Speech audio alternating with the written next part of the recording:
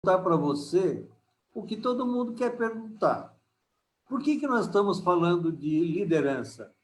É importante isso como uma palavra ou como uma ação que vai desencadear muitas coisas na nossa vida?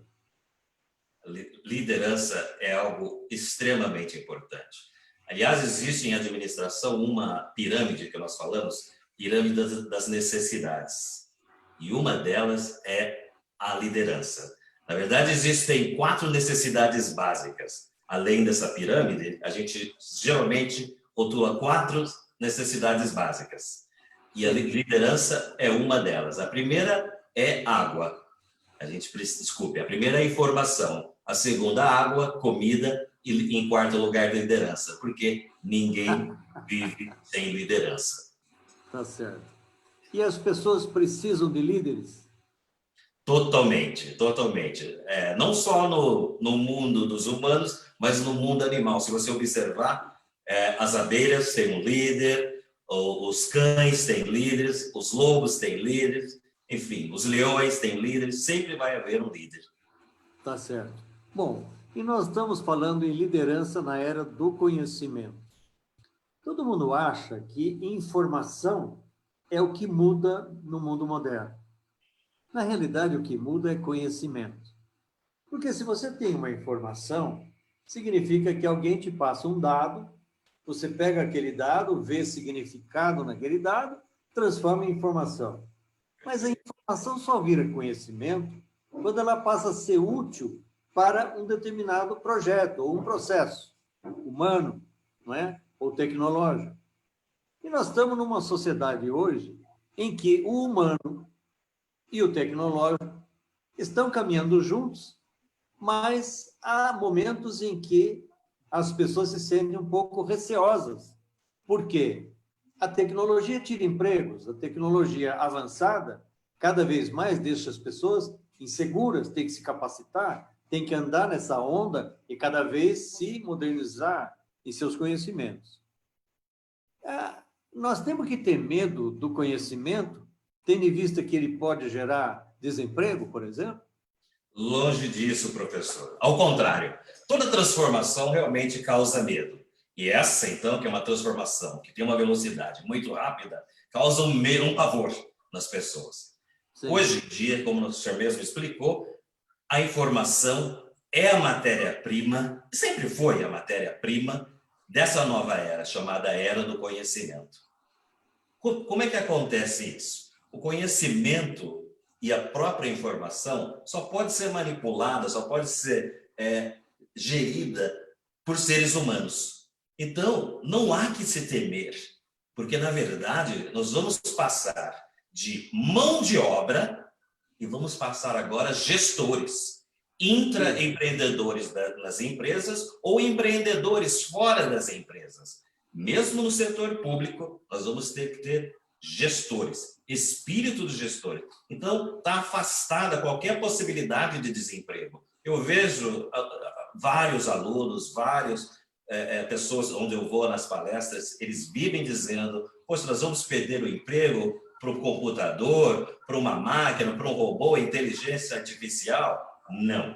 Na verdade, você vai tomar conta dessas pessoas. Por quê? Porque as máquinas não pensam. O nome é inteligência artificial porque ele copia, ele emula a inteligência humana. E o ser humano, na era do conhecimento, ele foi colocado onde ele merece, no centro de toda a produção, no centro de toda a importância da nossa sociedade. Tá certo. Eu me lembro, quando eu me formei em engenharia, estava o começo de toda a utilização dos computadores. Os computadores eram enormes. Num escritório da universidade, tinha lá pelo menos uns 30 metros quadrados de uma máquina. Hoje, ela é correspondente à memória que tem o meu pequeno celular aqui. Exatamente. Então, naquela época, a gente fazia os cálculos de engenharia e não sei o que e tal. Não havia tanta automação e softwares. A gente que tinha que escrever o software. Hoje, não. A gente compra o software, a gente aplica o software e utiliza de uma forma que a gente não cometa erros. Por quê? O software existe para nos ajudar, mas se a gente interagir com ele de forma errada, os resultados que eles nos passam são resultados errados. Então, dentro disso, a capacitação é uma coisa importante? Em primeiro lugar, como nós temos dito anteriormente, a informação é matéria-prima e ela que vai ser transformada em conhecimento. Então, há necessidade de estar sempre se capacitando, senão você não vai acompanhar essa sociedade que está em constante transformação. Nós chamamos hoje de empreendimento infinito. Nós temos hoje o empreendimento infinito, o que é? Precisamos estar nos capacitando a todos os momentos. A velocidade que as coisas estão acontecendo é que nos assusta. Por exemplo, professor, nós não tínhamos essa ideia nos anos 40 do século XX, mas depois, nos anos 50 e 60, quando a própria universidade, na qual o senhor tem um contato, e eu também um contato muito grande, nós é que fizemos essas transformações. Não foram os políticos, não foram os administradores, mas sim os acadêmicos que fizeram. O que nós fizemos? Nós juntamos o tal computador e fizemos um casamento incestuoso com o satélite. Disso nasceu a internet, no qual estamos agora apresentando uma live. A partir desse momento, todas as transformações, né, professor? Tá certo. Bom, se não fosse a internet, todos nós estaríamos perdidos, né? Todo mundo diz que você é um ser humano que age nos momentos em que você não está usando o celular. Tá certo? Agora, numa sociedade do conhecimento, existem divergências. E a gente nota que há uma intolerância de algumas pessoas em relação a construir um projeto comum.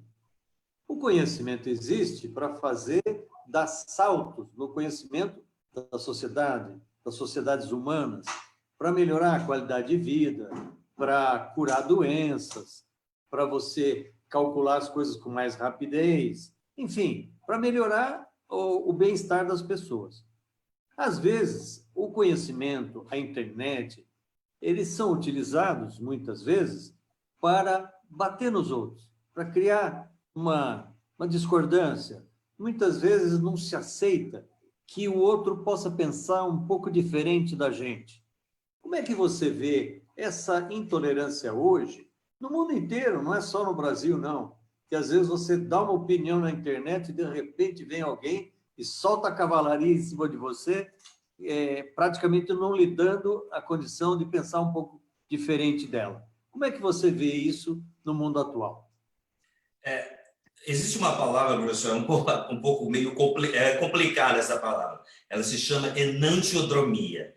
Enantio quer dizer o contrário, hidromia, o movimento. Nós temos um movimento ao contrário, nós tivemos isso ao longo de nossa sociedade o tempo todo.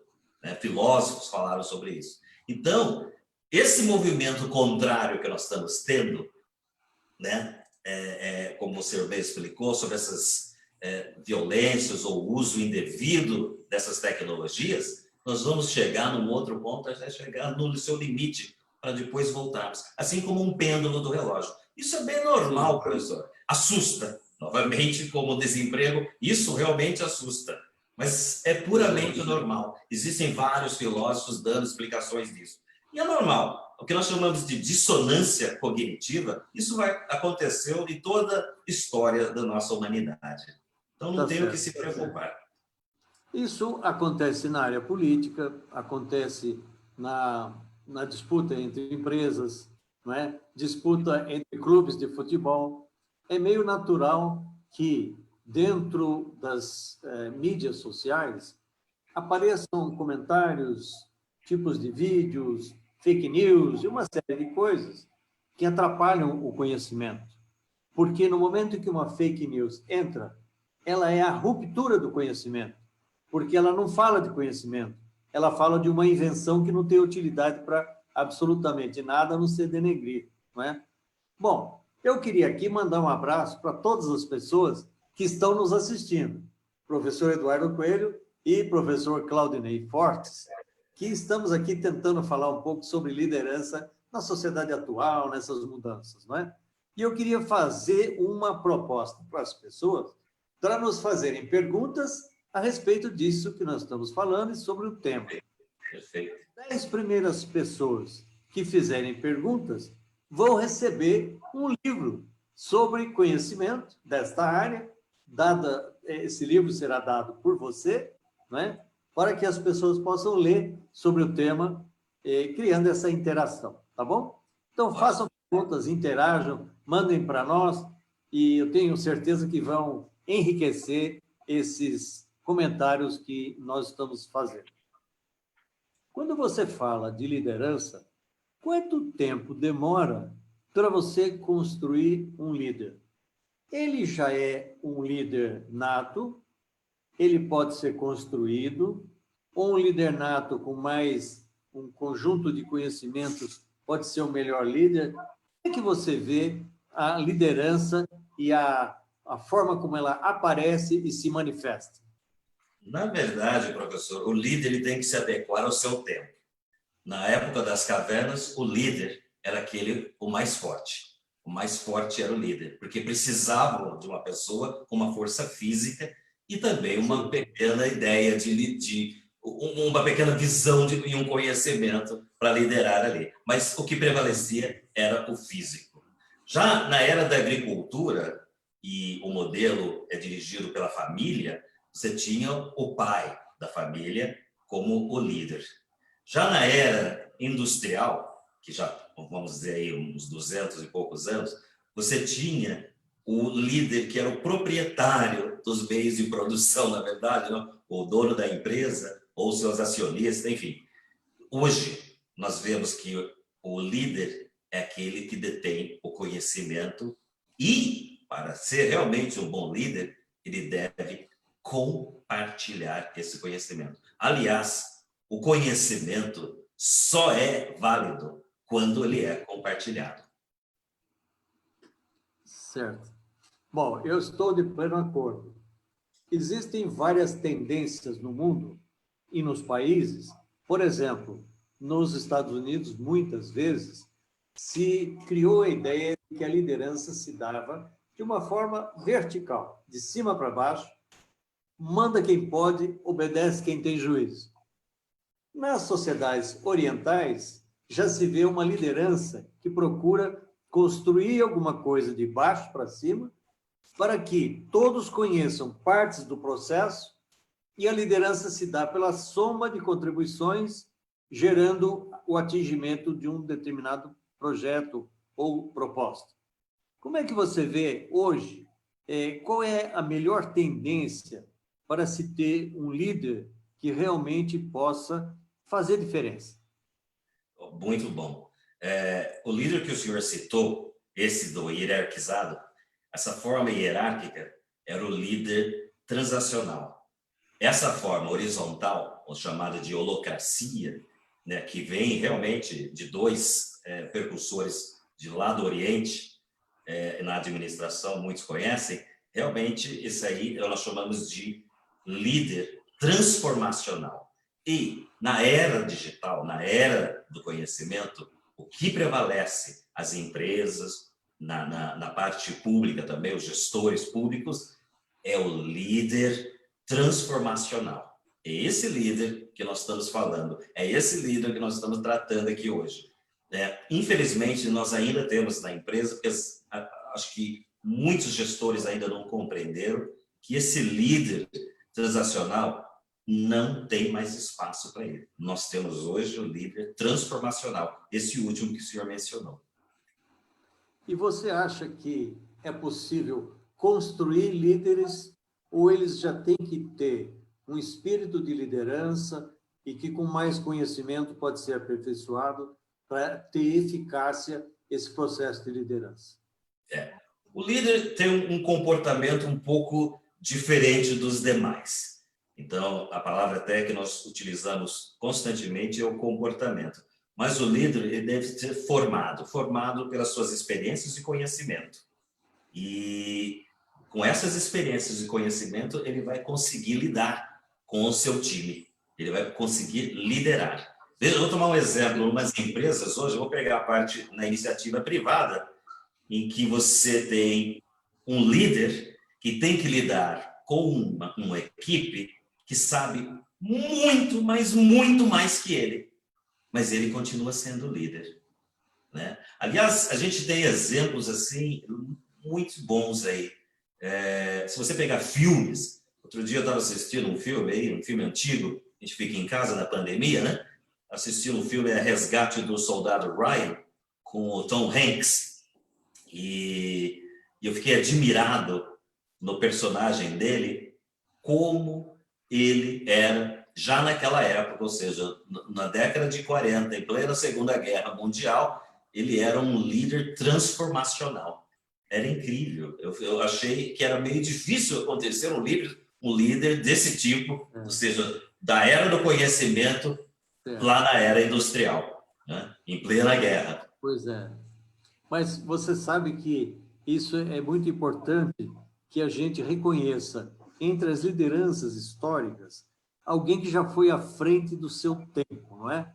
Então, alguém que propunha coisas e que essas coisas eram compreendidas pela comunidade, e daí surgia um movimento que tinha um ritmo, e o ritmo ia na direção do atingimento das propostas, que eram as que o líder trazia.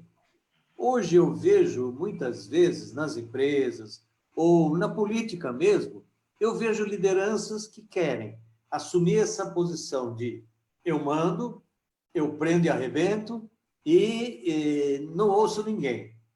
E vejo também alguns políticos que querem mudar isso, que acham que é preciso construir um projeto na sociedade que venha da construção e do apoio de muitas pessoas, ideias e tal, para se construir uma coisa melhor.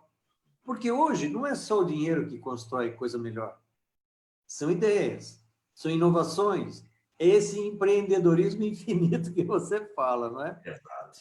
Como é que você vê nas diferentes formas de organização, seja na área pública ou na área privada, como se pode fazer essa liderança?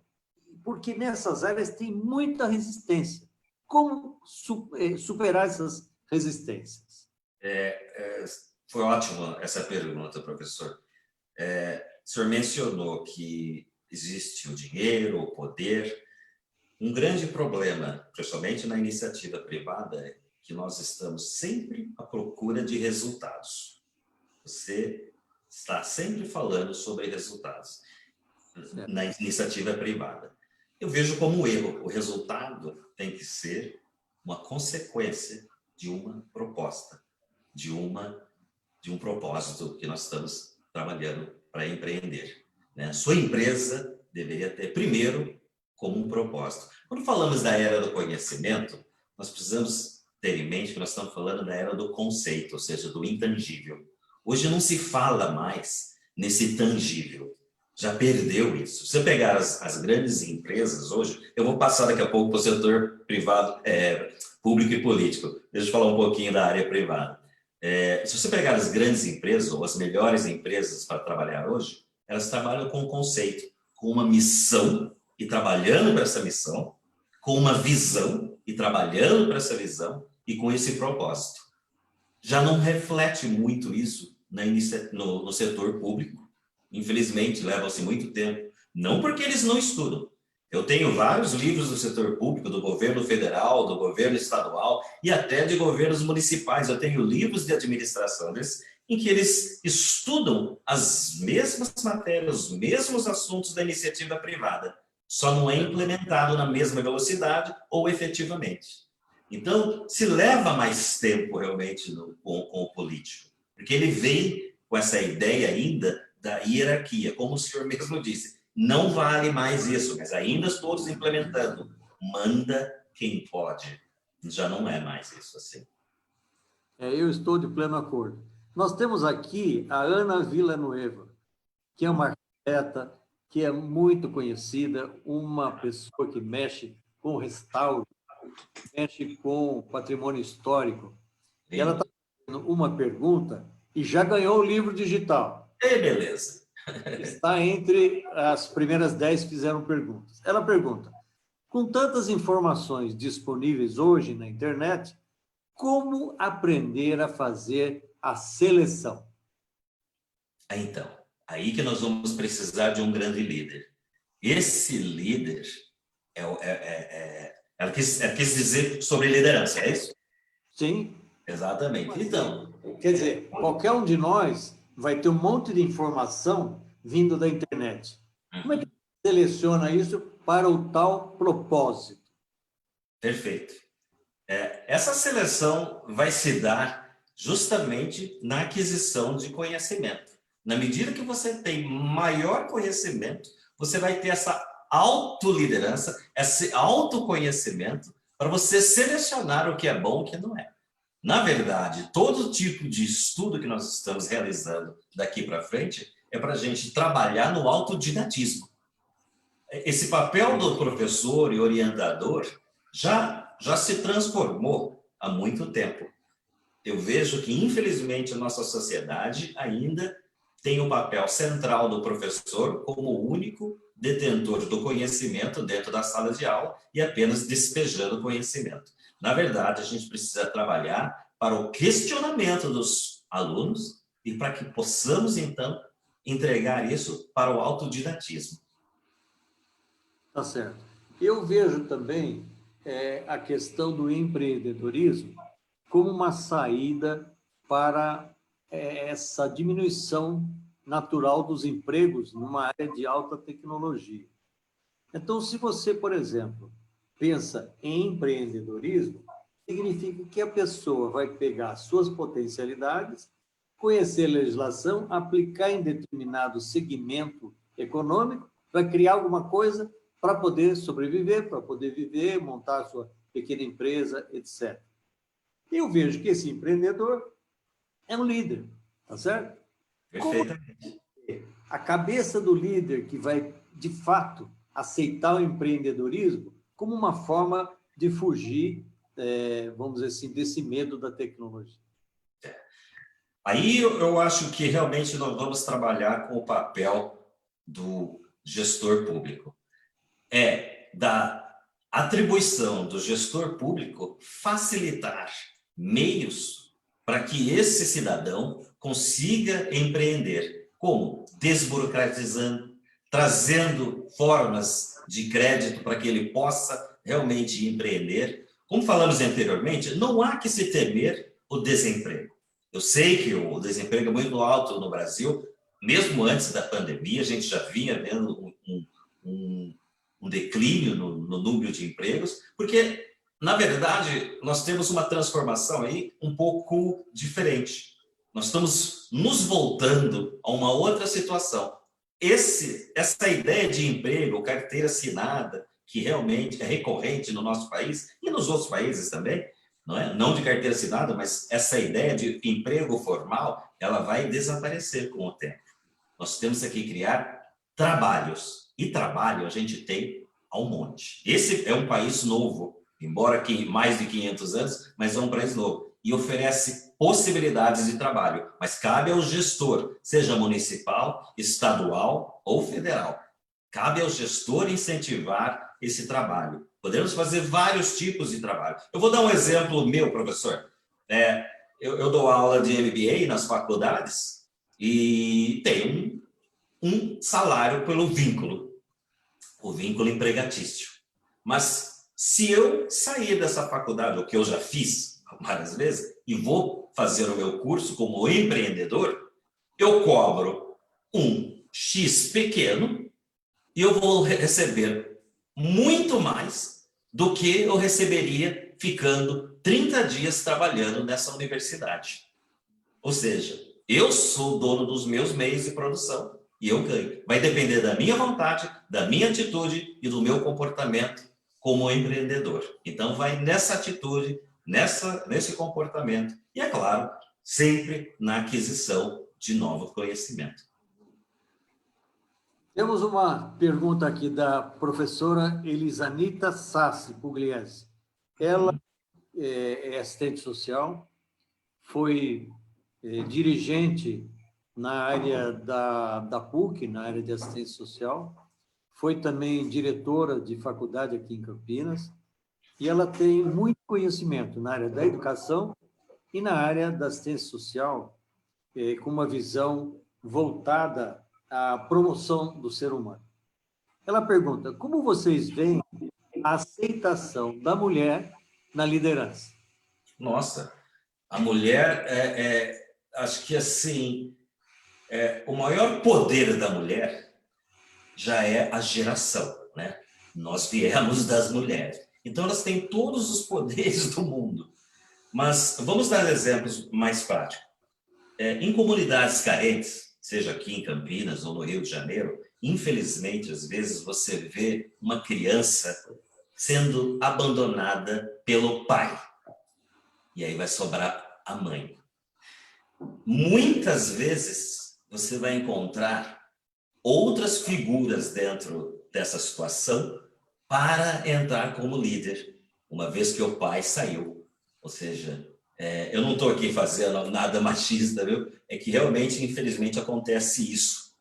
Mas se você tiver mães com essa ideia de liderança, com essa consciência da liderança, ela assume esse papel de líder dentro dessas comunidades. Então, para a gente replicar essa situação, você vê aí várias situações onde a mulher tem essa possibilidade de fazer a liderança. É que, infelizmente, elas não estão ainda organizadas nesse sentido. E, infelizmente, o setor público também não favorece. Você vê, por exemplo, candidatos. Nós temos aí incentivo para que mulheres se candidatem a cargos públicos, mas você vê um índice muito baixo.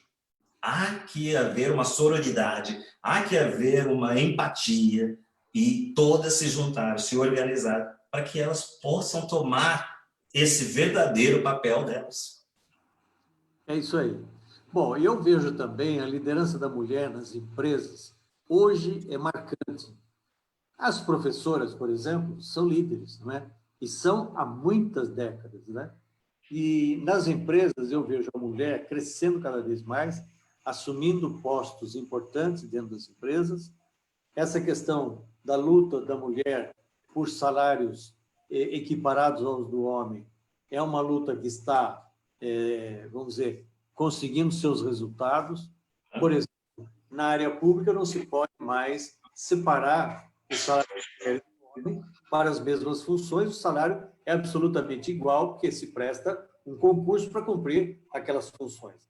Na área privada, você pode eventualmente ainda ter alguns preconceitos, talvez porque a mulher engravide, ela falte mais durante essas ocasiões e tal, ela tem que dar à luz, ela tem o tempo de licença gestante. Talvez algumas empresas vejam alguma dificuldade nisso, mas eu acho que a mulher ela tem tido uma liderança a cada dia mais comprovada. Ela é firme no trabalho, ela é honesta, ela tem, vamos dizer assim, essa preservação da casa, da vida, da gestação dela, mas ela tem a preservação também do trabalho, daquilo que é feito por uma equipe e tudo mais, né? Então, é assim eu vejo que essa liderança surge cada vez mais e vem para ficar, viu? Não é um negócio que os homens podem ficar achando que vai vir, não. De fato, a liderança da mulher hoje é uma realidade no país e no mundo. Verdade, professor. Na verdade, a mulher vamos dizer assim, ela tem uma visão administrativa muito melhor do que o homem. Por quê? Ela tem uma visão local e global. Se você pegar algumas líderes hoje, líderes no setor público, ou seja, Angela Merkel, por exemplo, que é uma excelente líder na Alemanha, né? Bachelet aqui no Chile, e algumas outras. Michelle Obama, não como esposa primeira-dama, mas sim ativamente lutando em várias áreas do terceiro setor. Essa visão local e global é que realmente faz da mulher o futuro, ou talvez seja até o presente, da liderança no país e no mundo. Tá certo. Bom, vamos explorar um pouco mais a liderança. Por exemplo, eu vou dar um exemplo assim, que todo mundo já passou na vida. Sabe a nona? Aquela avó que é da Itália e tal. Ela chamava a família para reunir a família. Ela fazia a comida, ela mandava em todo mundo, tinha que obedecer, sentar na mesa como ela queria, nos lugares que ela queria, ela oferecia a comida que ela queria e todo mundo tinha que adorar a comida que ela fazia. Da onde surgiu essa liderança de uma nona que não tinha escolaridade, não tinha curso superior e nada? E havia o machismo de seus maridos, de seus pais, etc. Da onde surge uma liderança dessa que não está preparada, mas que é exercida com uma certa naturalidade e que ninguém contesta, exatamente porque ela tem legitimidade.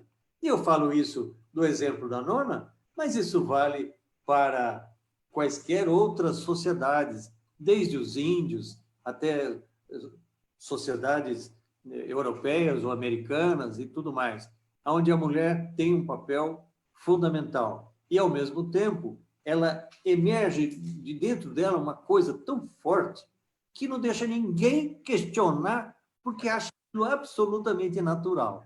Como é que você vê isso? Especificamente sobre as nonas na Itália, professor, elas são muito resilientes. A experiência que elas tiveram ao longo do século, no século passado, e, aliás, até no século anterior ao passado também, elas tiveram muita resiliência. Mas, ao longo da história, o papel da mulher é muito importante ao lado do homem. Se você pegar na Grécia Antiga, vamos falar da cidade-estado Esparta, por exemplo, onde você tem guerreiros, né?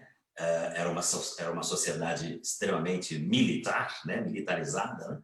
Você vê o papel da mulher era muito importante, porque era a noite que ela falava no ouvido do marido e todas as decisões eram tomadas em cima do que ela tinha dito. Mas, na verdade, transparecia que era aquele homem que estava tomando a decisão, mas a decisão já tinha sido tomada por ela. A gente fala de Esparta, mas se você pegar também no Oriente, ou seja, no Israel, ou melhor, nos judeus daquela época, 5.000 anos atrás, nos egípcios, sempre eles foram orientados pelas mulheres. Mas transparecia que a decisão era deles. Você pega Alexandre o Grande, que era influenciado pela sua mãe, né? Mas o rapaz que fez a decisão foi Alexandre o Grande, o nome que tinha. Os nomes são todos masculinos, mas, na verdade, as decisões foram tomadas por eles, mas eles realmente foram influenciados por suas mulheres. Muito bem. Nós temos aqui uma pergunta de uma pessoa muito legal, a Vera Piloto. Uhum. A Piloto, ela é líder por natureza. Eu falo que ela já tem o piloto no nome. Ela é um grande líder. Dirigir, né? Ela sabe dirigir e, ao mesmo tempo, ela chega primeiro dos outros. Né? Olha aí. Ela pergunta o seguinte: um líder nasce líder ou a pessoa se transforma em líder durante a vida? Existe, muitos dizem, de líder nato. Eu acredito que deva ter uma característica ali, mas uma característica psicológica que vai ajudar esse indivíduo a se tornar um grande líder. Vamos pegar um líder na área esportiva, o falecido Ayrton Senna. Ele era um verdadeiro líder porque o seu talento, que muitos dizem que era um talento nato, eu não sei se eu posso dizer isso, se era um talento nato, o fez um grande líder. Ayrton Senna sempre esteve vamos dizer assim, na sua excelência e no seu máximo, né? Ele sempre tirava daquilo. E a grande característica da Ayrton Senna era o seu reflexo. Ele tinha um reflexo muito aguçado nos pés, nas mãos e nos olhos. E andava sempre naquela velocidade. Infelizmente, ele veio a falecer por causa disso, né? Porque ele estava nessa velocidade, usando o seu talento de líder. Então você vai falar, você tem um líder nato? Sim, mas você vai formando, como Ayrton Senna. Ele foi aprimorando, aprimorando, aprimorando e se tornou esse grande líder, esse grande campeão de todos os tempos, como atleta e como ser humano também, vamos dizer assim. Tá certo. Bom, então, vamos falar agora de capacidade das organizações vencerem essa pandemia. Uma pessoa sofre muito com a pandemia, porque ela está em quarentena, ela está reservada, ela não pode sair, ela não pode se comunicar, não pode abraçar, não pode beijar, enfim. As empresas estão sem poder trabalhar, não estão faturando, está difícil, tem que demitir pessoas ou reduzir salários, etc. A cidade fica prejudicada, porque a hora que você olha a cidade, parece um deserto. Agora, as pessoas estão saindo mais, está tendo essa possibilidade de flexibilização.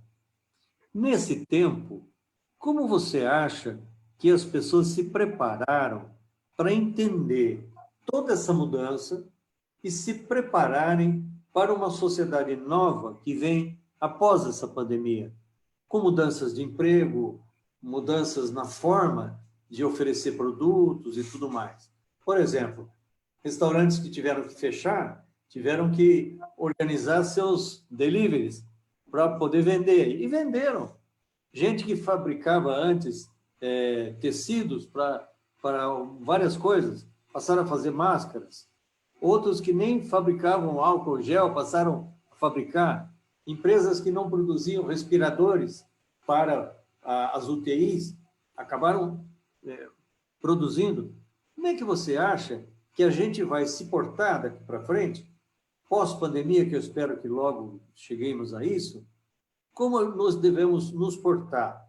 Vamos ser os mesmos? Vamos voltar àqueles caras individualistas, egoístas, cada qual querendo só a sua parte no mundo? Ou nós vamos ter mais respeito ao meio ambiente, vamos ter mais respeito ao próximo e construir alguma coisa de uma forma muito mais solidária? Como é que você vê? É difícil a gente ter uma resposta específica para isso. O que eu posso lhe dizer, professor, é que nós vamos nos adaptar, assim como nós fizemos ao longo do milênio. São 2020 anos, contados de Cristo, né, que nós estamos nos adaptando. E eu tenho certeza que todas essas adaptações vão ocorrer de forma paulatina, infelizmente, porque nós temos muita resistência ainda. Você vê que todo mundo quer voltar ou retomar sua vida de onde parou. Isso não vai acontecer. Embora muitos já estão aí trabalhando, principalmente os essenciais, mas não é a mesma coisa. Eles vão ter que se adaptar também. É uma dificuldade muito grande. Por isso, aí está o papel do gestor público como líder em ajudar nessa transformação, em trazer toda uma sociedade numa transformação. Como? Através da inteligência colaborativa.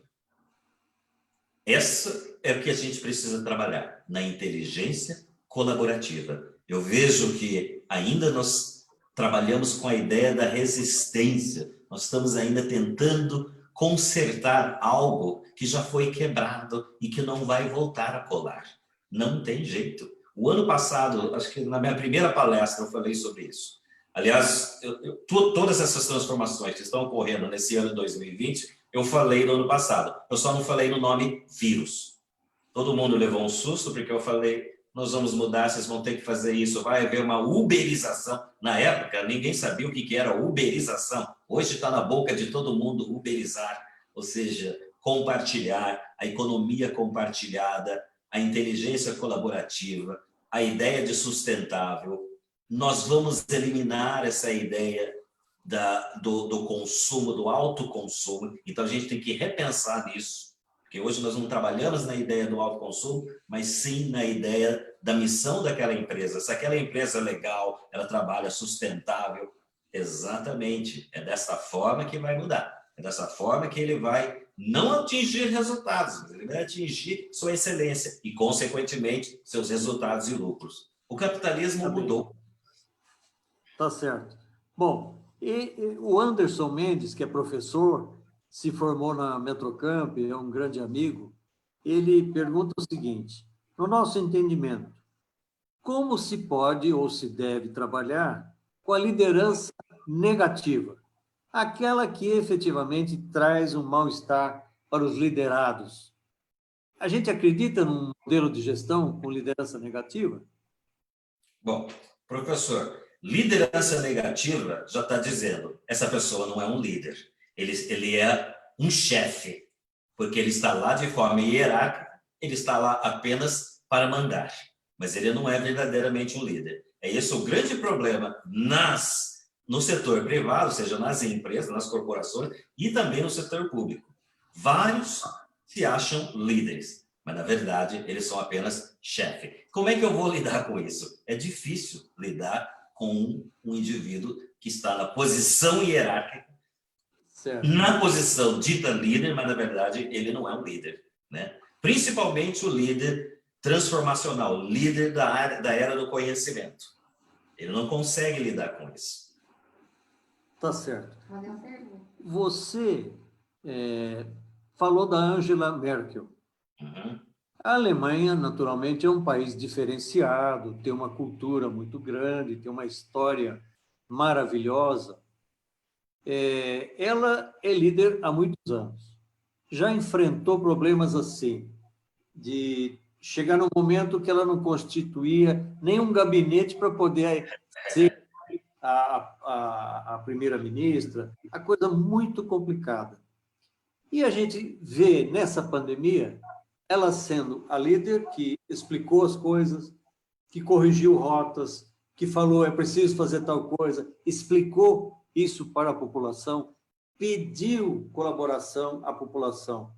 Eu queria tanto que os líderes, tanto nas cidades, como no Estado, como nos países em geral, exercessem a liderança dessa forma. É possível isso? É possível. Existe um jornalista inglês chamado Simon Sinek, que ele fala muito sobre isso. É a maneira que você comunica com os colaboradores ou com as pessoas que estão ao seu redor, né?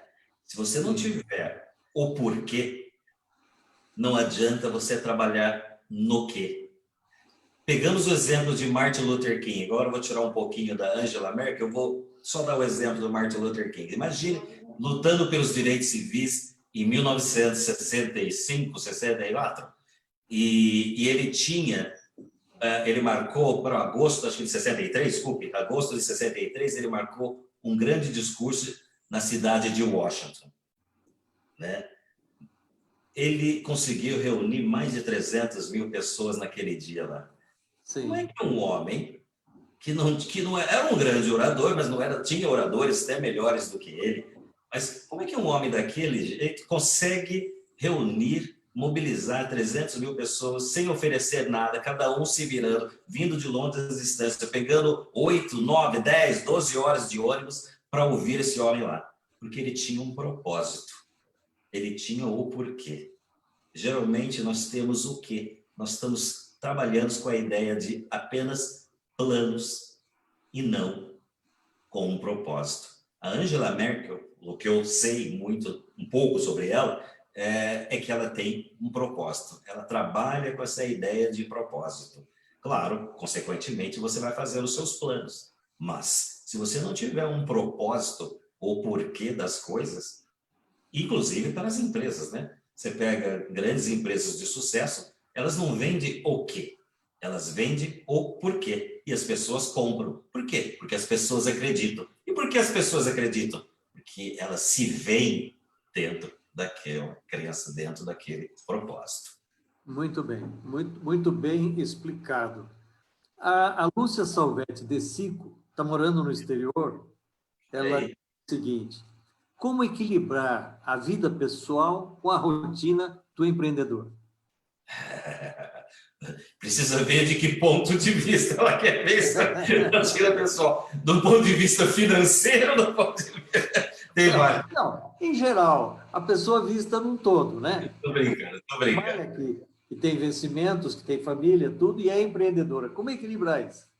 Na verdade, professor, essa pergunta que ela fez é justamente porque nós passamos por um período, principalmente lá atrás, na época da Revolução Industrial, nos primórdios da Revolução Industrial, infelizmente o capitalismo, né, no qual estamos, ele cometeu um erro naquela época. Ele fez a besteira de separar a arte do trabalho. E a outra é o trabalho de vida. A maioria das pessoas que você pergunta, você fala assim, infelizmente isso é um índice que é colocado aí, o que você vai fazer quando você parar de trabalhar? Muitos falam, nossa, eu vou viajar, eu vou fazer isso, eu vou fazer aquilo. Quer dizer, durante o seu trabalho, você não vai viajar, você não vai entretenimento, você não vai curtir. Não, porque nós separamos trabalho e vida. Então, essa pessoa só vai ter essa vida no momento que ela se aposentar. E, infelizmente, quando se aposenta, você não tem a mesma idade, o mesmo vigor físico de quando você é jovem, né? É difícil você fazer essa separação. Isso vai de muito, mas de muito autoconhecimento para você tentar fazer essa separação de trabalho e vida. Tem uma grande amiga também, a Gláucia Virginelli, ela é administradora, ela pergunta o seguinte, na era do conhecimento, o que se espera do líder? Vamos pensar em umas 3, 4 coisas rapidinho, está terminando o nosso tempo, para a gente colocar aí para a Gláucia poder, vamos dizer, colocar para os seus lá, para a turma com a qual ela trabalha.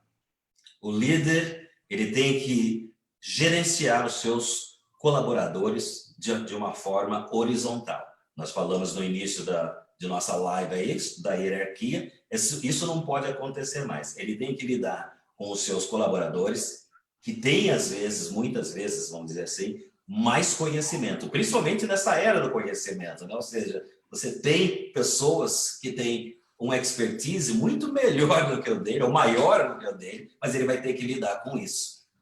Então, ele vai ter que ter um autoconhecimento, trabalhando com essa autoliderança, para gerar também uma automotivação, para que outros sejam inspirados para fazer essa autoliderança e autoinspiração. Tá certo. Bom, eu queria saber o seguinte, a Aline Moreira está fazendo uma pergunta para nós dois. A questão de conciliar a liderança profissional com a organização em casa, por exemplo. Isso é um dilema para boa parte das mulheres. Muitas vezes que têm filhos pequenos, tem que cuidar desses filhos durante 2, 3 anos, até que ela possa, então, colocar esses filhos numa creche, ela possa voltar ao mercado de trabalho. Como é que concilia essa liderança profissional com essa organização em casa, que é também algo que a mulher valoriza? Então, esse é um trabalho, na verdade, é muito bom, professor, essa pergunta.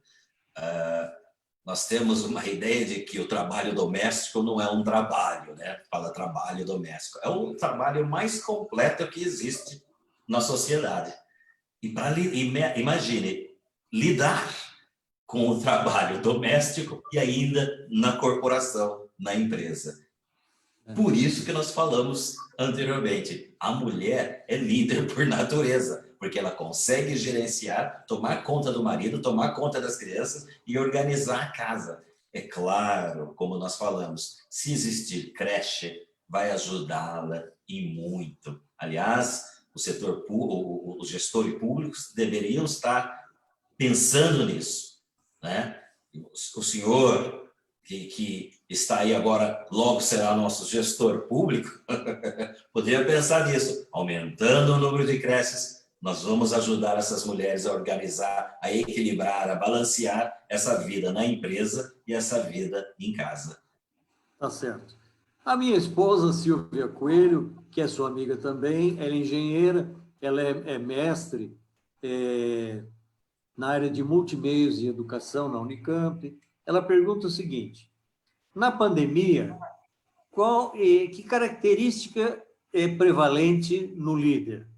Vontade de fazer por meio de ideias coletivas, ou amor no sentido de satisfazer o desejo do outro de uma forma transformadora, ou a competência pessoal baseada na ciência e nas pesquisas. Eu sei que não é uma pergunta fácil, Sim. mas quer dizer, vontade de fazer, uma satisfação enorme de fazer aquilo com muito amor e abnegação, ou a competência pessoal, ou as coisas juntas? É uma combinação dos três, na verdade, né, professor? Esse líder, ele vai ter essa vontade, mas a primeira coisa que ele precisa realmente é a estratégia. Aliás, nós estamos passando uma situação porque nós não tivemos essas estratégias adequadas. Porque se nós tivéssemos essas estratégias adequadas, podemos dizer, essa vontade de fazer, o conhecimento, utilizar a ciência, essa pandemia já era algo anunciado. Então, o verdadeiro líder, ele já deveria ter planejado tudo isso. Não é só a vontade, né? Ele já teria que ter feito isso muito tempo lá atrás. Infelizmente, não aconteceu. Mas, para responder a Silvia, é a combinação dos três.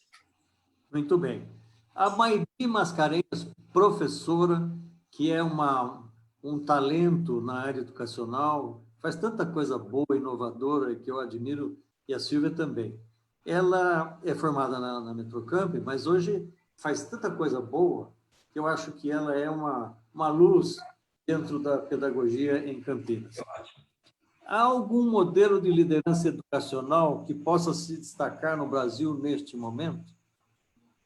Liderança educacional, eu vejo algumas ações, infelizmente, algumas ações isoladas de vários, vamos dizer assim, líderes. Alguns líderes, principalmente aqueles que estão levantando essa bandeira da área do conhecimento, da área digital. Por que eu falo isso, professor? Porque ainda eu vejo muita resistência, nós não temos um líder ainda, só essa partizela, porque eu vejo muita resistência do uso das novas tecnologias que possam facilitar a educação. No método, na abordagem e no uso das próprias tecnologias. Você tem aí ações desde 2004, no Brasil, pessoas tentando implementar essas políticas. Eu vou dar o exemplo de colocar um computador, na época, eu me lembro de 2004, colocar um computador na escola, depois um computador na sala, depois um computador para cada aluno. E eu lhe faço a pergunta, temos isso no público, no setor público, nas escolas públicas? No setor público, infelizmente, ainda não. Você tem na área estadual, nas escolas estaduais, foi feita a implementação de ambientes de aprendizagem que são amigáveis até. E os professores capacitados estão procurando adotar formas de relacionamento com os alunos dentro de uma educação chamada híbrida, que é parte presencial, parte remota à distância, que é uma maneira de incentivar pesquisas, a participação, a interação, etc. Né? São coisas que hoje prevalecem até entre todos os processos pedagógicos que a gente tem visto. Na área da educação infantil, no entanto, é muito difícil, porque na área pública, muitas vezes aquela criança vai para casa, na casa não tem a internet, não tem um computador adequado, não tem um laptop, ou celular mesmo, com capacidade de banda larga para poder pegar os conteúdos que pesam bastante, né, na banda larga. Então, a gente vê muita dificuldade. Mas eu sinto que hoje os professores estão muito mais assertivos em relação a essas novas formas de metodologias que são híbridas, que são remotas, que são presenciais. Agora, nada vai superar o presencial, porque o presencial tem o afeto, tem o contato, tem o olho no olho, tem a estimulação, a conversa para cada um aluno diferente do outro, o professor se dedicando a cada um de uma forma diferente. E pelo computador, às vezes, é difícil. Você tem uma telinha com várias separações de alunos, você não vai falar, estou falando com você agora, estou achando que você não penteou o cabelo hoje. Não é assim, eles fazem de uma forma mais geral, né? E como é que você vê, nas palestras que você faz, como que você vê a aceitação das pessoas dessa forma híbrida de se relacionar, tanto no âmbito das empresas, como nos órgãos públicos? Essa pandemia já revelou as fragilidades da nossa sociedade. No setor de saúde, nós vimos aí que nós não tínhamos uma preparação, né? Muitos ficam apenas trabalhando na ideia da UTI, ou nós não tínhamos UTIs suficientes. Não eram as UTIs. Nós não temos uma preparação para receber ou para enfrentar ou mitigar uma pandemia. Isso ficou muito claro, foi revelado. A mesma coisa aconteceu na área da educação. Nós não estávamos preparados. Embora tenha aí, como o senhor mesmo, essa iniciativa nas escolas estaduais, mas ainda não estamos preparados. Além de não estarmos preparados, estamos resistentes ao uso disso.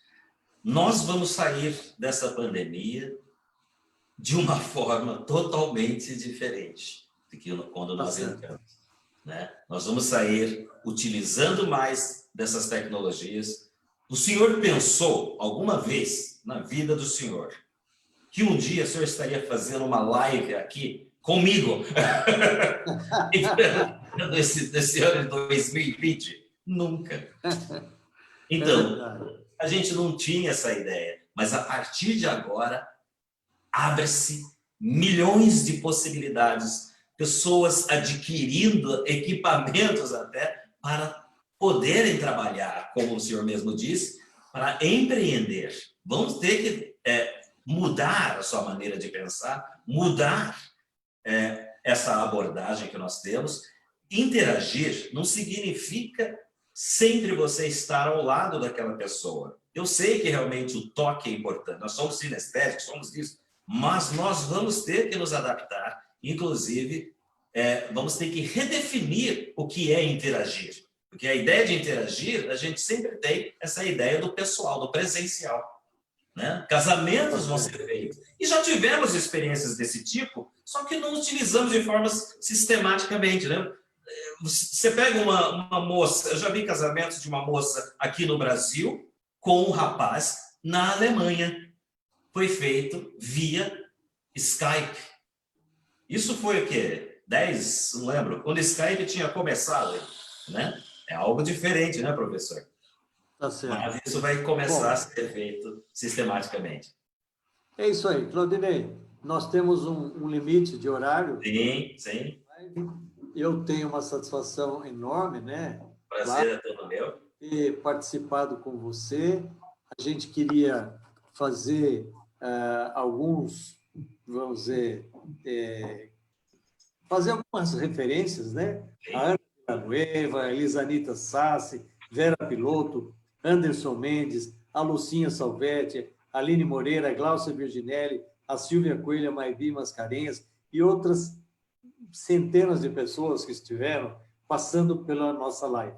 A gente espera que tenha sido um resultado favorável para as pessoas, que elas tenham, de fato, aproveitado aquilo que você, como um luminar dessa área, oferecer tantas boas ideias. E eu tenho uma satisfação, naturalmente, de saber que muita gente está pedindo para você se candidatar, para ser pré-candidato a vereador em Campinas. Eu ficaria muito satisfeito de ver você, com todo esse conhecimento, enriquecendo a Câmara Municipal, porque eu acho que muita coisa precisa mudar na política e a mudança se faz através de pessoas, né? Então, eu queria, naturalmente, agradecer essas pessoas que estão te incentivando para que isso se torne uma realidade. Professor, na verdade, eu aqui agradeço pelos dois convites. Tanto o convite hoje para essa live e o convite para ser vereador, no qual nós estamos concorrendo aí, né? Como pré-candidato eu a vereador e você como candidato a prefeito. Então, é uma honra estar ao seu lado no mesmo partido. Estamos aí, professor. É isso aí. É claro que o objetivo nosso não é político na live, né? a gente está falando isso porque eu sinto satisfação de ver tanto conhecimento numa pessoa e essa pessoa se colocando a favor do interesse público. Eu fico muito satisfeito com isso, viu? Queria agradecer a cada pessoa que participou, a todos que estiveram conosco. É muito agradável poder falar a essas pessoas e poder conversar um pouco. Elas fizeram perguntas difíceis, mas que foram abordadas muito bem pelo professor Claudinei Fortes. Ele tem uma formação espetacular e, em função disso, as respostas ficaram fáceis. Um abraço, Claudinei. Felicidades, muito obrigado pela sua participação, viu? Obrigado, manda um abraço para a Silvia e foi um prazer participar aqui com o senhor, professor. Um abraço a todos, muito obrigado. Um abraço a todos também. Boa noite. Boa noite.